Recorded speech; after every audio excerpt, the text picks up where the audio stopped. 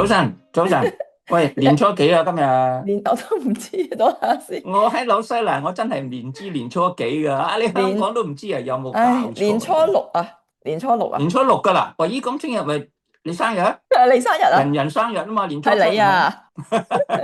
又翻到我哋殺手觀世界啦。有讀者咧就問關於加拿大園嘅，咁佢話咧嗯，佢有子女咧兩個細路仔，咁樣咧就喺加拿大讀大學。咁啊，佢每年咧嘅皮費都好重嘅，大約每個細路仔咧學費咧就大約有4萬加元，連埋住宿、飲食、交通、生活費啊，另外再加多2萬加元，即係一個細路仔咧就差唔多6萬加元啦。咁而家有嗯，兩個細路仔喎，咁樣咧佢就希望加元跌嗰陣時候咧就儲翻啲，就唔會蝕個匯率蝕得太緊要啦，幫補下咁樣樣。咁佢話見一踏入呢個2026年咧，佢見咧加元咧嗰個嘅波幅咧就都幾大嘅。佢唔知道咧就係咪而家咧係買入加幣嘅好時機咧？佢咧就係我哋好多年嘅 fans 嚟嘅，咁啊就問下你呢個問題。冇問題。問題就喺邊度？你知唔知咧？啱啱先呢個家園係陷入咗一個非常之點講啊？係一個好大件事，係發生緊喺加拿大同埋美國之間。呢件事咧喺上個月喺瑞士 Davos 嗰度開始嘅。Mark Carney 直接向 Donald Trump 挑戰呢件事咧，一路落嚟咧都唔係話好大影響，但係我亦都一路喺我嘅視頻度叫你哋，當時係1.38幾嘅呢個美元對加元，呢個美元一路跌到落個1.35幾嘅。咁我一路都叫你哋買呢個加元嘅，因為當時佢拒絕晒所有 Donald Trump 要佢所做嘅嘢，仲反其道而行，係同中國2211，仲俾中國嘅 EV 49,000架入去，關稅只係6.1%，而美國咧而家一路都 charge 緊中國 EV 咧係100%嘅，咁即係同佢調轉嚟行啦，仲不淨止係咁。自從 Mark Carney 做咗總理之後，佢知道美國話要將加拿大變成為第51州，佢由嗰陣時開始已經準備計晒數。嗱，Mark Carney 係一個非常之能幹，唔係一個好似 Donald Trump 咁嘅總統嚟嘅，嗰個只係憑自己嘅喜好嚟做嘅嘢嘅啫。呢個係憑晒所有嘅數據，因為佢做過 Goldman Sachs 嘅非常之高層，係 Managing Director。跟住就係英國當時啱啱脫歐，咁咧就英國嘅經濟差到不得了，全靠佢係做一個央行行長，跟住自己本國亦都係要佢翻去，亦都係做央行行長。咁大家都知道做央行係好多嘢，係涉獵好多樣嘢，同財經、金融、政治全部都要知嘅。咁所以咧，佢而家係一個最適當嘅總統嚟嘅。時勢出英雄，係一個全球嘅金融界、財經界嘅英雄嚟。OK，我非常之欽佩佢嘅。你紐西蘭都有個係金融噶 John Key 啊嘛，係嘛？之前係咪都係金融啊？之前嘅前總統啊嘛。佢都係金融，佢只係做一間銀行嘅 treasurer 啫。我記得你之前喺紐西蘭有個車牌咧，係咪叫 FX1啊？你買俾佢係唔喎？係？係 Forex1。哦，OK，好啊，你買俾佢喎，我記得你。我買咗俾佢啦。OK，因為我佢唔需流晒口水要掛喺架喎，車度啊，係人都知道。我知。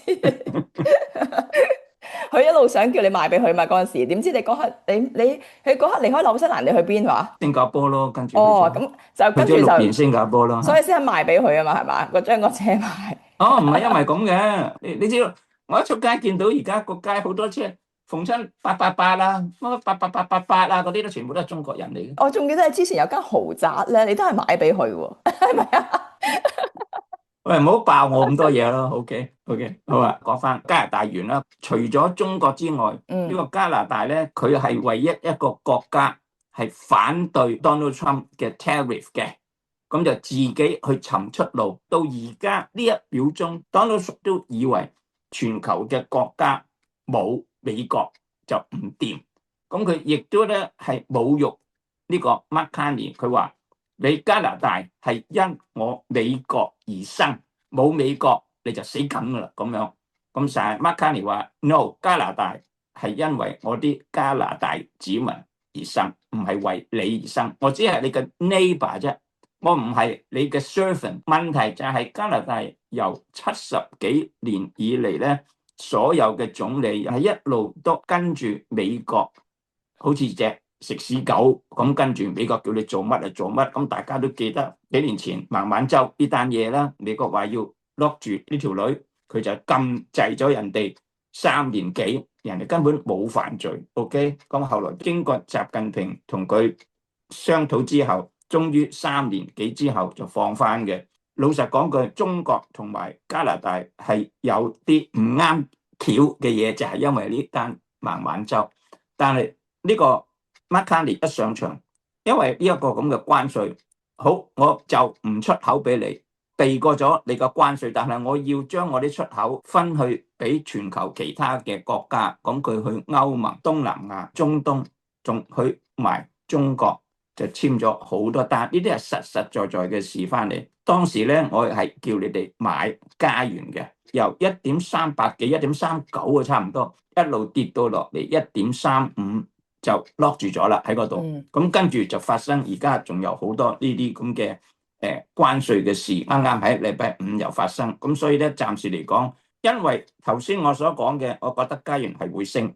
但係喺呢度咧，因為喺啱啱星期5晚嘅喺美國，Donald Trump 發晒癲，覺得加拿大唔聽佢話，佢打電話俾 Mark Carney 話嗱，而家最後同你講一句，我要 charge 你28,000億美金，因為咁多年嚟你嗰啲出口喺我嗰度贏晒我啲錢啦，咁呢個咧就懲罰你嘅咁樣，仲有即刻取消從中國嗰個 EV 嗰個6.1，要同我哋一樣係要加到100%。咁跟住咧，仲有好多條件講出嚟，應該喺今日會全部出晒嚟噶啦。喺遲啲嘅時間，或者係星期一早上，佢直頭係當咗加拿大係一個附庸國，係當咗佢係美國嘅51州，亦都當咗 Mark Carney，係我個州長嚟啫嘛，即係咁樣，直頭係宣戰。你一係就聽我說話，一係我就喐你，就係咁簡單。咁呢單嘢咧就會喺下星期發酵啦。咁所以你今日問我係非常之尷尬，因為呢單嘢咧下星期仲要睇下嗰個發展係點樣。呢個 Mark Carney 係非常之強硬，對 Donald Trump 從來冇人夠膽咁樣同佢咁做嘅。咁呢個就發晒癲，直頭好似我係皇帝，你竟然唔聽我話，我一定整死你。即係而家啱啱發生咗一件咁嘅事，所以喺呢個時候我點可以話到俾你聽個加拿大點走？但係我要話俾你聽，暫時嚟講美元對加元下邊係1.35，係一個強力嘅支持位，上邊係1.385。OK，咁喺呢個波幅度會上上落落。咁大家都見到，其實個加拿大元咧對美元咧最近咧亦都嗰個波幅係成日發上發落噶啦，就冇平時咁平穩噶啦。OK，我哋見到咁星期5佢都係收報1美金對加元係1.368喎，都係喺頭先你所講嘅 range 嗰度喎，仲係仍然係喺嗰度嘅。咁但係肯定聽日禮拜一開始咧就會喐動好大噶啦，肯定係。加拿大央行之前啱啱喺1月尾咧嗰陣時佢就議息啊嘛，佢係維持嗰利率不變咧喺2.25啊。咁嗰陣時咧佢都表示咧，佢話除非個前景有發生變化啦，否則預計2026年咧都係維持利率不變啊嘛。咁會唔會將嗰個加元穩定啲啊？唔會嘅，而家老實講句咧，呢個市咧俾阿 Donald Trump 搞到咧，利率咧已經唔係一件重要嘅嘢嚟㗎啦。無論你加息減息，加幾多減幾多啫，係咪先？而最緊要咧就係聯儲局5月鮑威爾任滿啦，佢擺個人入去嘅時候咧，會唔會嗰啲利息係好似 Donald Trump 一路上嘅呢個美國嘅利率會大幅下跌，而美元亦都會跟住下跌。咁所以我整體嚟講，我係睇呢個美元係跌嘅。OK。問題頭先我哋啱啱解答完咧個讀者對加拿大元嘅疑問啦，咁而家咧我哋咧就有一個更重要嘅話題咧，就想講下嘅，就話說咧啱啱咧喺2月20號咧，美國最高法院咧就裁定咧特朗普咧引用嗰個國際緊急經濟權力法咧，去開徵大規模嘅對等關稅咧，就話佢敗訴，話佢唔合法。咁咧而家咧個對等關稅咧就全部失效啦。跟住咧阿 Trump 唔會放過呢個任何嘅機會啦。咁佢咧就引用咧其他嘅法律基礎咧，咁咧就向全球咧輸去美國嘅商品咧就徵收10% 嘅關稅。星期六咧，咁佢再將呢10%咧再上調去到15%，為期咧150天，就取代咧之前咧被法院裁定咧係違法嘅對等關稅。新呢個嘅阿 Trump 呢個嘅關稅咧，同之前嗰個少少分別咧，就話呢個咧係最多咧就係會係150天啫。佢想延期咧就要得到國會嘅批准嘅。阿 Trump 咧就話咧呢個咁樣嘅15% 關稅咧，預計咧幾日之內咧就會生效噶啦。咁而家咧就有啲人咧就話啦，聯邦政府咪賠錢俾翻啲美國企業。咁阿 Trump 咧都對呢件事咧有回應嘅。佢就話咧關稅嘅退款咧，咁咧就可能咧你就要同我哋咧聯邦政府咧打成5年嘅官司嘅。咁係一場好持久嘅法律戰。咁啊呢件最新嘅事態發展咧，點樣影響呢個美匯啊加元啊？嗱，Donald Trump 咧係個無賴嚟嘅，自去年1月20號上任以嚟，向全球出口國家徵收各種唔同名目嘅 tariff 入口關稅。全球國家不論係盟友或者敵國一視同仁。以往佢哋對美國嘅貨物出超幾多而係定出一個對等關稅。咁呢個咧係終於咧喺禮拜五咧就俾高等法院係最後審咗成年咁滯，就正式出嚟宣布係無效啦，冇提到回水嘅，但係已經一早暗示要回水嘅。OK， 呢個一公布出嚟 ，Donald Trump 成個團隊咧都一路都有準備係會點做嘅。咁果然一出嚟，佢就先係鬧爆呢個高等法院，因為高等法院有3個最緊要嘅人物都係佢聘任嘅，咁係全部係聽佢話嘅呢啲。咁但係今次竟然咧6-3判決佢全部無效嘅，無效之下，咁當然就係要回水啦，唔使講啦。咁咧回水嗰條數咧係應該1750億大約 ，OK， 都唔係嘢少，亦都唔係話太多。咁個財長咧不斷都出嚟，我哋有好多錢擺晒喺度，唔使驚。我哋如果要回，我哋都回，但係我可以肯定。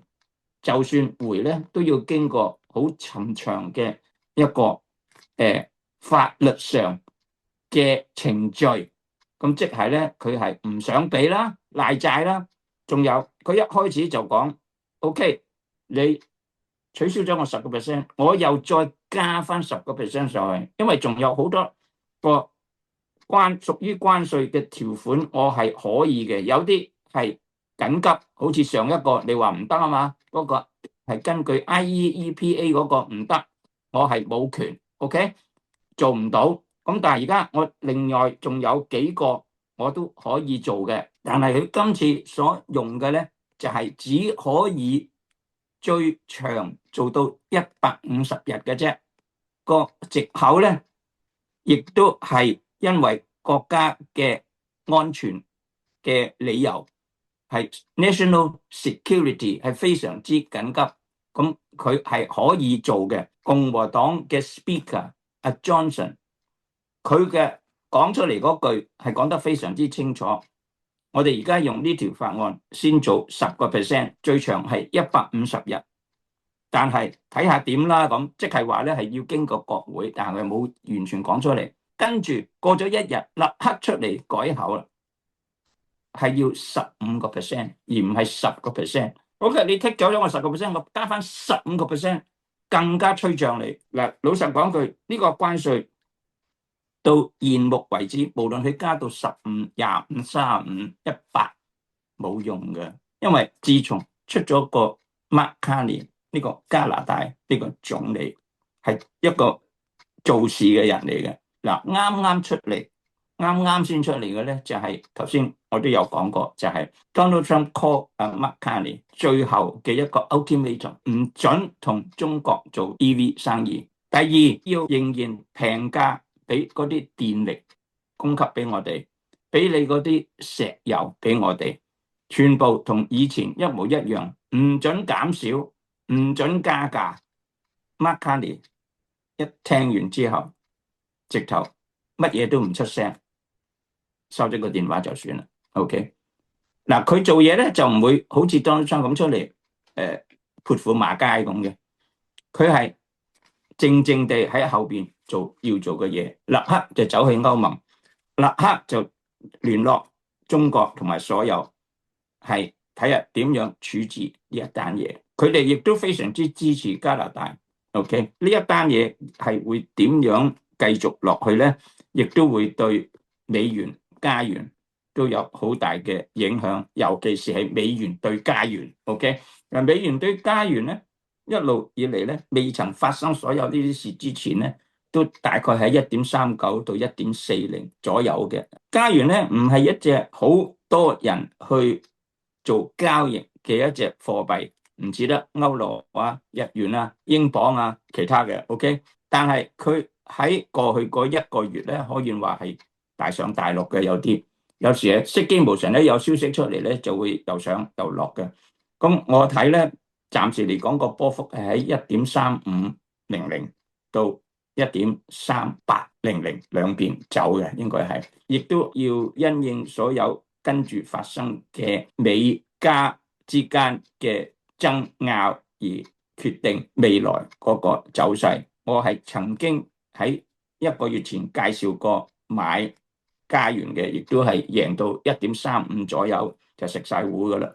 咁而家咧就等繼續會唔會去翻1.38或者1.39，甚至乎咁嗰陣時咧，亦都可以繼續買加元，因為睇到咧啱啱加拿大出咗個經濟報告咧 ，Donald Trump 嘅關稅對加拿大的確係有影響，但係不多嘅，係有影響，而且咧經過呢個 Mark Carney 喺萬難之中攞咗好多 contract 合作同埋投資，其實加拿大地大物博，乜嘢資源都有。加拿大嘅石油係另外一種石油，係同呢個美國所出嘅又稀又甜嘅係完全唔同嘅。而現時嚟講咧，加拿大供給石油同電力比美國係佔非常之大嘅一個成數嘅。如果 Mark Carney 我就斬斷咗佢唔俾你，咁美國就非常之大鑊。而 Donald Trump 亦都非常之 panic 呢樣嘢。Donald Trump 嘅人就係咁啊，佢施壓嘅係最緊要。第一，我施壓你就要聽我呢樣嘢咧。以前對歐盟對所有其他嘅國家小國係行得到嘅，尤其是係日本啊呢啲咁樣，韓國啊嗰啲咁。但係而家都已經因為一個 Mark Carney 出咗嚟，糾合所有嘅中小國家。歐盟而家同佢有好大嘅商業協議，中東而家同佢有好多投資擺落去上去。中國見呢個習近平亦都搞掂咗，連個 EV 都搞掂埋。咁咧佢嗰啲 canola 油咧，亦都係全部係以低嘅關稅咧係入去中國嘅，全部都。咁所以咧，而家喺呢個咁嘅 Donald Trump 嘅關稅年代，使到全世界嘅經濟都係向下走，係冇得向上走。而家就算係美國嘅國會呢個共和黨咧，最近都聯名上去要 Donald Trump 唔好再同加拿大咁樣爭法啦，因為咧將會係累到美國都好唔掂嘅，電力又冇，油又冇 ，steel and aluminium 又冇，而且最近嚟講咧，美國同加拿大嘅唔係叫做交往啊，今次 Donald Trump 所講嘅嘢係啱啱先喺呢一兩日先至發生嘅，成個 ultimatum 俾佢，佢完全叫你 go fuck yourself，OK？呢個係真嘅，唔係假嘅，OK？直頭係反面嘅啦，OK？咁所以你話如果係咁嘅情況底下，美元對加元係咪一定會有好多上上落落咧？係測唔到嘅咧，係咪先？所以現時係最尷尬嘅一個時代，我講唔到俾你聽。咁但係呢個 DXY 咧，我係一路都叫各位係沽嘅。一開始嘅時候，主要係因為 Jerome Powell 會喺5月就任期滿啦。咁而家 Donald Trump 亦都係提名咗一個叫做 Walsh 嘅出嚟。咁呢個 Walsh 咧，好喺個市面上咧，好多人都話佢係鷹派，係唔會減息嘅，係加息嘅咁樣。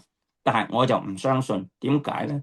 因為 Donald Trump 嘅團隊由商業部長呢個甩碌嘅財長 Bessent 冚唪唥落去 Chief Attorney 呢個金髮妹 Pam Bondi， 咁啊嗰個國防部長 Pete Hegseth 個個都係忠心於佢，就非常之緊要，因為佢係俾足甜頭佢哋話，如果你哋有咩嘢，我就赦免你，因為佢係總統啊嘛，係咪先？你定啲嚟咧，唔會坐監嘅咁。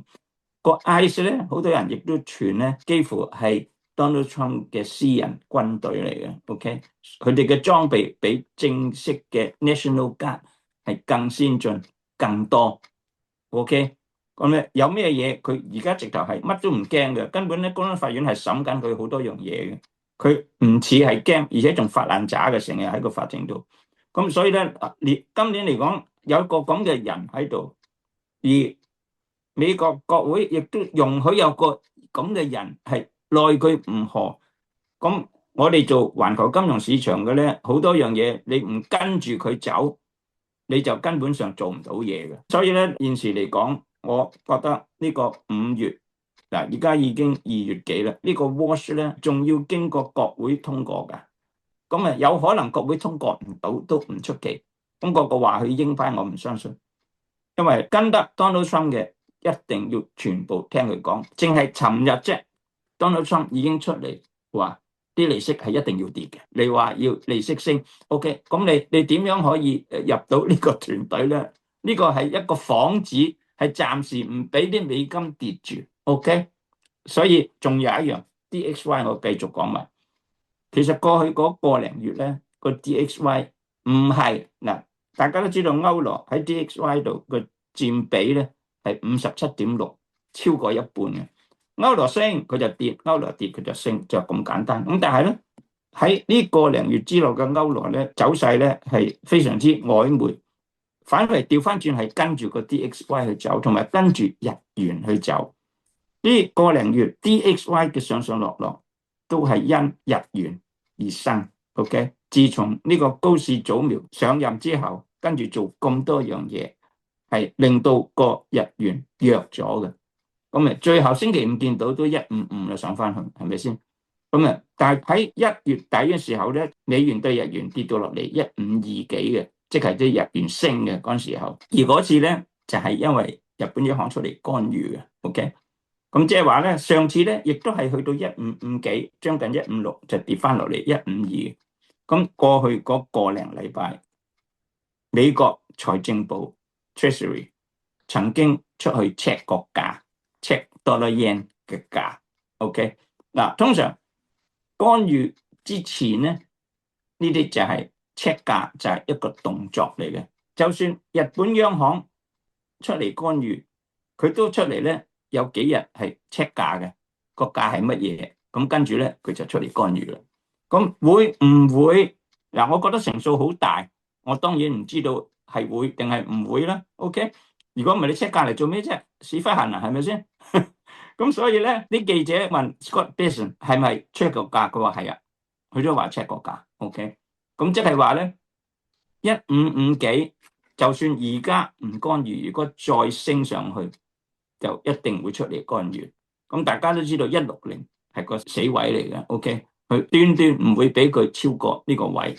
咁所以咧，大家留意呢一樣嘢啦。咁如果 DXY 咧，你如果唔睇個日元咧，係睇得唔通透嘅。以前嚟講咧，你淨係睇個歐羅已經夠啦，因為個佔比57.6，升一點呢度就會跌幾多點咧？咁大家都心中有數啊。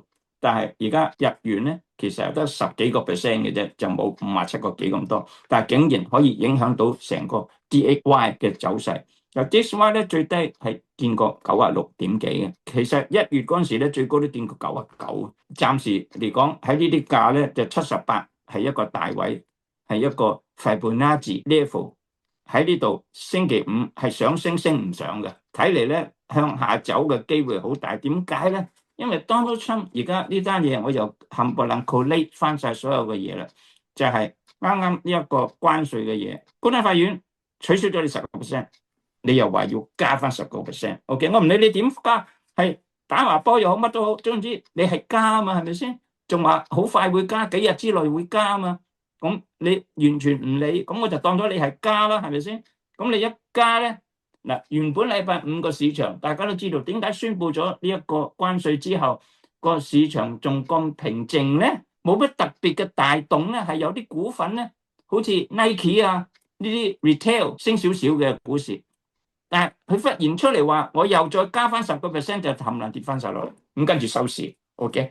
咁所以咧，今個禮拜係非常之巧妙，我覺得美金會跌，股市會跌，黃金會升。點解咧？原本10%都已經係會好似我頭先所講 ，OK？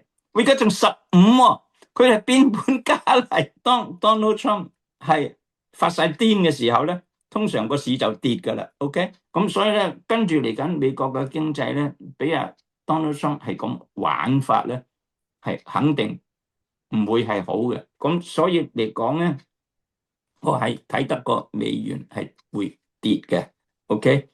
呢個關稅係加到15%，如果佢真真正正下星期行嘅時候咧，再宣布正正式式邊日開始嘅時候咧，嗰日美金就會跌，黃金就會升。OK， 咁日元嚟講咧，就要睇住嗰個央行會唔會出嚟干預。淨係日本央行出嚟干預都已經唔得了，如果加埋美國一齊係聯合干預，聯合干預分分鐘去到150。美國財長點解唔中意啲日元弱，一定要佢強？我覺得好大成數，美國同日本係聯手去干預日元。